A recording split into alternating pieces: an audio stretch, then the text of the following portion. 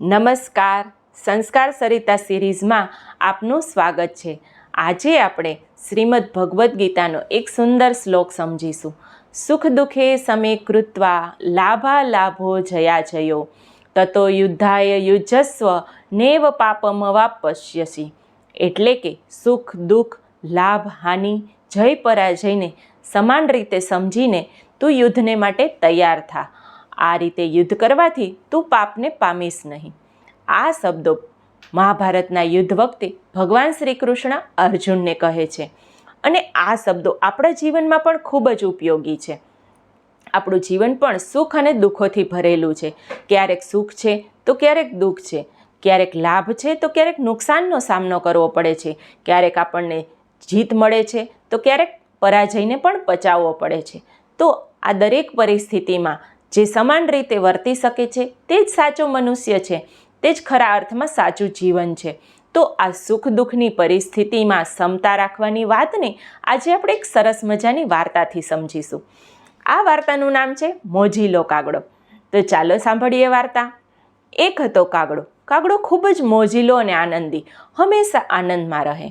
એક વખત એક રાજા પોતાના મહેલની અંદર કોઈ ચિંતામાં આટા ફેરા કરી રહ્યા હતા. તેમણે જોયું તો આ કાગડો ખૂબ જ મોજમાં હતો. તેમને જોઈ અને રાજાને તો ગુસ્સો આવી ગયો કે હું આટલો ચિંતામાં અને આ કાગડો આટલી મોજમાં. તેણે તો સૈનિકોને આદેશ કર્યો કે કાગડાને પકડી અને ગારામાં ફેંકી આવો. સૈનિકો તો રાજાના આદેશ પ્રમાણે કાગડાને પકડીને ગારામાં ફેંકી દીધો. ગારામાં તો કાદવ કીચડવાળી પાંખો થઈ ગઈ કાગડાભાઈની. છતાં પણ કાગડાભાઈ તો મોજમાં, એ તો ગાવા લાગ્યા, લપસણું કરતા શીખીએ છીએ ભાઈ, લપસણું કરતા શીખીએ છીએ. રાજાએ આ જોયું તો એ તો વધુ ગુસ્સે ભરાયો. તેણે સૈનિકોને કહ્યું કાગડાને પકડી અને કૂવામાં ફેંકી દો. સૈનિકોએ તો તરત કાગડાને પકડીને કૂવામાં ફેંકી દીધો. કાગડો તો ત્યાં પણ સૂરમાં ગાવા લાગ્યો, કૂવામાં તરતા શીખીએ છીએ ભાઈ, કૂવામાં તરતા શીખીએ છીએ. રાજા તો ગુસ્સાથી લાલ ઘૂમ થઈ ગયો. તેમણે કહ્યું કાગડાને પકડી અને કાંટાળી વાળમાં ફેંકી દો. સૈનિકો તો કાગડાને પકડીને કાંટાળી વાળમાં ફેંકી આવ્યા. કાગડો તો ત્યાં પણ આનંદથી એ મોજમાં ગાવા લાગ્યો, કુણા કાન વિંધાવીએ છીએ ભાઈ, કુણા કાન વિંધાવીએ છીએ. આખરે રાજા તો કાગડાભાઈને દુઃખ ને પીડા આપીને થાકી ગયા, કંટાળી ગયા. એમણે વિચાર્યું હવે આને દુઃખને બદલે સુખ આપી જો. તેમણે સૈનિકોને આદેશ કર્યો કે પેલી આંબાની ડાળે કોયલ ગાય છે ત્યાં તેની બાજુમાં કાગડાને પાંજરામાં પૂરી દો.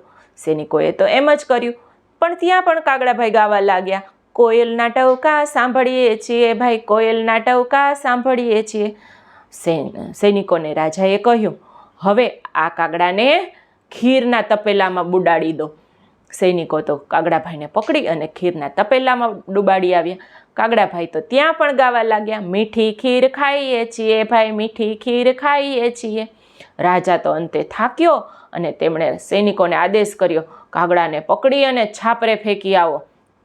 સૈનિકો તો રાજાના આદેશ મુજબ કાગડાભાઈને છાપરે ફેંકી આવ્યા. છાપરા ઉપર બેઠા બેઠા કાગડાભાઈ તો ફરી મોજમાં ગાવા લાગ્યા, હવે અમે આઝાદ છીએ ભાઈ, હવે અમે આઝાદ છીએ.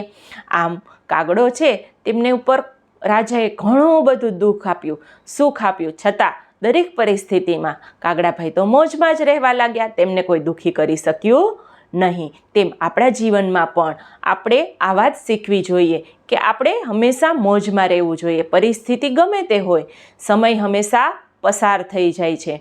દુઃખ હોય તો તે પણ કાયમી રહેતું નથી, સુખ પણ કાયમી રહેતું નથી. માટે જ હંમેશા ક્ષમતા રાખી અને મોજમાં રહેવું જોઈએ. ધન્યવાદ.